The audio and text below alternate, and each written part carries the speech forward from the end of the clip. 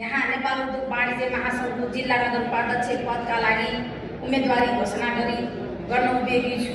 यो पद मेरो लागि प्रतिष्ठा होइन, जिम्मेवारी हो।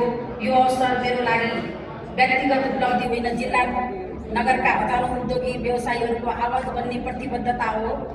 हामी सबैलाई थाहा छ, नेपाल उद्योग वाणिज्य महासङ्घ देशको निजी क्षेत्रको सबैभन्दा ठुलो र प्रभावशाली संस्था हो। तर जिल्ला नगरका उद्योगी व्यवसायीहरूको प्रश्नले के जिल्ला नगर र नगर स्तरका व्यवसायीहरूको आवाज महासङ्घको निर्णय प्रक्रिया पर्याप्त रूपमा सुनिएको छ कि हाम्रो भोगाई, हाम्रो सङ्घर्ष, हाम्रो वास्तविकता नीति निर्माणमा समेटिएको छ? हामी सबैलाई थाहा छ, जिल्ला र नगरका उद्योगी व्यवसायीहरू आज अनेकौं समस्यामा जुधिरहेका छन्। कर